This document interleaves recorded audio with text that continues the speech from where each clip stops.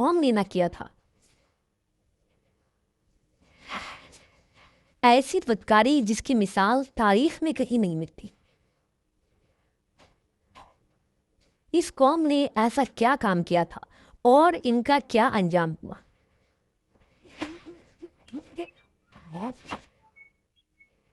हज़रत लूत अलैहिस्सलाम अल्लाह के एक बरगुज़ीदा नबी थे। आपके वालिद का नाम हारान था, जो तारिख के बेटे थे। आपकी पैदाइश इराक के कदीम शहर उर में हुई थी। इस शहर में इब्राहीम अलैहिस्सलाम का मस्किन था। दरअसल लूत अलैहिस्सलाम के वालिद हारान हज़रत इब्राहीम के सगे भाई थे, यानी हज़रत लूत अलैहिस्सलाम हज़रत इब्राहीम के भतीजे थे। चूँकि हज़रत लूत अलैहिस्सलाम के वालिद उनके बचपन में ही इंतकाल कर चुके थे, लिहाजा हज़रत लूत को हज़रत इब्राहीम ने बेटा बनाकर पाला था। आप हज़रत इब्राहीम पर सबसे पहले ईमान लाने वालों में शामिल हैं। आप हज़रत इब्राहीम के ज़माने में अहले सदूम की रहनुमाई के लिए नबूवत के मनसब पर फाइज हुए। हज़रत लूत के बहुत सारे मुआजिज़ात हैं। आप जिस वन बादलों से भर जाता और खूब बारिश होती थी। हज़रत लूत जिस पत्थर पर सर रखकर सोते, उस पत्थर पर आपके सर मुबारक का निशान बन जाता था। सदूम वो इलाका था जहाँ लूत अलैहिस्सलाम मबूस फरमाए गए। सदूम के आसपास 5 निहायत ही खूबसूरत शहर आबाद थे, जिनमें से हर एक की आबादी 1 लाख नफूस से ज़्यादा ही थी। ये इलाके निहायत ही सरसब्ज़ व शादाब और कुदरत की फैयादी का हसीन शाहकार था। यहाँ बागात की कसरत थी। लहलहाती खेतियाँ यहाँ की ज़रूरियात से कहीं ज़्यादा थी। उर्दून शाम और इसराइल के दरमियान बसा हुआ ये इलाका निहायत ही ज़रखेज़ था। वहाँ तरह तरह के अनाज, फल, मेवे बकसरत पैदा होते थे और यही वजह थी कि आस पास के बस्तियों के लोग ये अपनी मुआशी और ग़िज़ाई ज़रूरत के लिए उन बस्तियों की तरफ आते थे। मगर ये बात अहल सदूम के लोगों को बिल्कुल भी पसंद न थी। उनके ख्याल में उनकी बस्तियों में पैदा होने वाले फलों, अनाजों और सब्जियों पर सिर्फ उनका ही हक था। वो नहीं चाहते थे कि दूसरी बस्तियों के लोग उनके इलाके में आए। एक दिन सदूम के लोग इस बात पर गौर व फिक्र कर रहे थे कि बाहर से आने वाले लोगों को यहाँ आने से आखिर कैसे रोका जाए कि इब्लीस एक बुजुर्ग की शक्ल में उनके महफिल में आया और कहा, अगर तुम इनसे पीछा छुड़ाना चाहते हो तो मेरे कहने पर अमल करो। उस अजनबी बुजुर्ग की बात लोगों ने बहुत तवज्जो से सुनी। इब्लीस ने कहा, मैं कल बताऊंगा। दूसरे दिन इब्लीस एक खूबसूरत जवान लड़के की भेस में आया और उन्हें अपनी औरतों की बजाय मर्दों के साथ फेल बद करना सिखाया। इब्लीस ने कहा कि अगर तुम उन बस्तियों के लोगों से निजात चाहते हो जो तुम्हारी बस्ती में आ जाते हैं, तो ऐसा करो कि जब भी कोई शख्स तुम्हारे इलाके में आए तो तुम लोग ज़बरदस्ती उसके साथ अपनी ख्वाहिश पूरी करो। इस तरह ये लोग इस बस्ती में आना छोड़ देंगे। अपनी नफसानी ख्वाहिशात के लिए मर्दों से बदफेली इस कौम का दस्तूर बन गया था। यहाँ बेहयाई आम हो गई थी। हुक्मरां, सरदार, रऊसा, हर तबके में घर घर ये अमल फैल गई थी। भरी महफिल में ये लोग इस फहाशी के काम को करके खुश होते थे। कोई भी महफिल इस काम के बगैर अधूरी समझी जाती थी। खासकर मुसाफिरों में से कोई खूबसूरत लड़का होता तो ये लोग उसे अपना शिकार बना लेते। तलमूद में लिखा है कि अहले सदूम अपनी रोज़मर्रा की ज़िंदगी में सख्त, जालिम, धोखेबाज और बद मामला थे। कोई मुसाफिर उनके इलाके से बखैरियत ना गुजर सकता था। कोई गरीब उनकी बस्तियों से रोटी का एक टुकड़ा ना पा सकता था। बारहा ऐसा होता था कि बाहर का आदमी उनके इलाके में पहुंचकर फाकों से मर जाता और ये उसके कपड़े उतार कर उसकी लाश को बरहाना दफन कर देते। अपनी वादी को उन्होंने एक बाग बना रखा था जिसका सिलसिला मीलों तक फैला हुआ था। इस बाग में वो इंतहाई बेहयाई के साथ एलानिया बदकारियाँ करते थे। हज़रत लूत अलैहिस्सलाम ने उन्हें तौहीद की दावत दी और बदकारी के इस घिनौने अमल से तौबा करने का हुक्म दिया।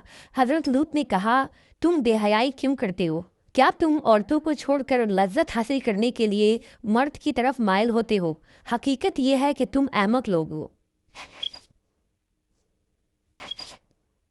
हज़रत लूत अहले सदूम को दिन रात वाज़ व नसीहत किया करते, लेकिन कौम पर इसका कोई असर न हुआ, बल्कि वो बहुत फ़ख्रिया अंदाज में ये काम करते थे। उन्हें हज़रत लूत का समझाना भी बुरा लगता था, लिहाजा उन्होंने साफ साफ कह दिया कि अगर तुम हमें इसी तरह बुरा कहते रहे और हमारे कामों में मदाखलत करते रहे तो हम तुम्हें अपने शहर से निकाल देंगे। हजरत लूत ने नसीहत और तबलीग का सिलसिला जारी रखा। लिहाजा एक दिन अहले सदूम ने खुद ही अजाब इलाही का मुतालबा कर दिया। अल्लाह ताला ने अब तक उनके इस बदतरीन फहाशी और बदकारी के बावजूद ढील दे रखी थी, लेकिन जब उन्होंने हजरत लूत से एक दिन कहा कि अगर तुम सच्चे हो तो हम पर अजाब ले आओ, लिहाजा उन पर अजाब इलाही का फैसला हो गया। अल्लाह ने अपने खास फरिश्तों को दुनिया की तरफ रवाना कर दिया। ये फरिश्ते दरअसल हजरत जिब्राईल, मीकाईल और इसराफील अलैहिस्सलाम थे। फिर ये फरिश्ते हजरत लूत अलैहिस्सलाम के घर तशरीफ ले आए।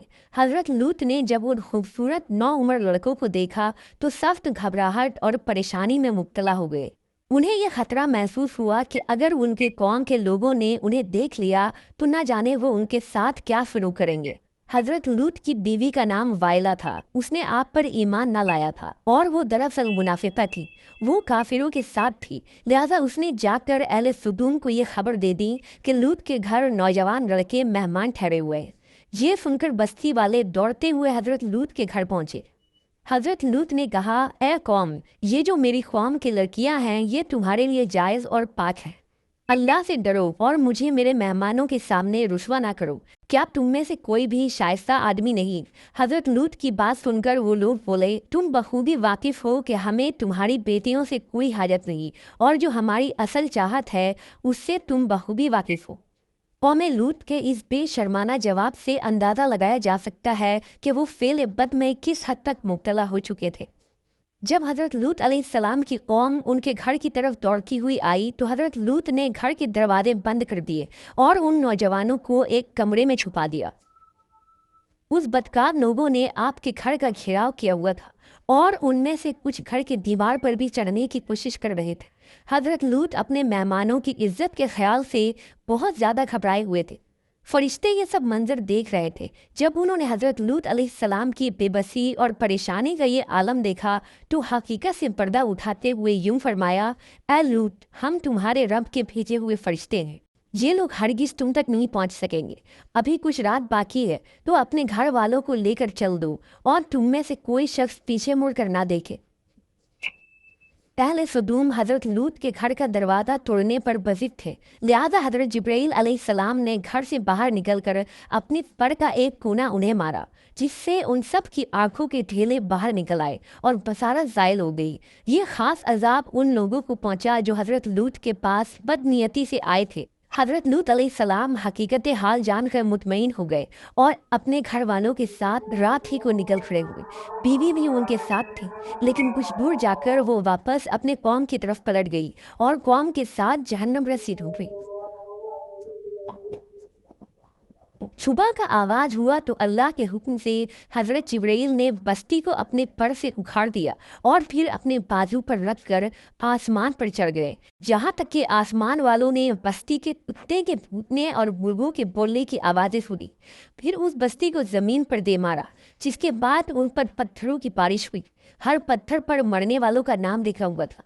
जब ये पत्थर उनको लगते तो सर पाश पाश हो जाते। सुबह सवेरे शुरू होने वाला ये अजाब इशराक तक पूरी बस्ती को नेस्तो नाबूद कर चुका था। कौम लूत की उन खूबसूरत बस्तियों को अल्लाह ने एक इंतहाई बदबूदार और सयाह झील में तब्दील कर दिया, जिसके पानी से रहती दुनिया तक कोई फ़ायदा नहीं उठा।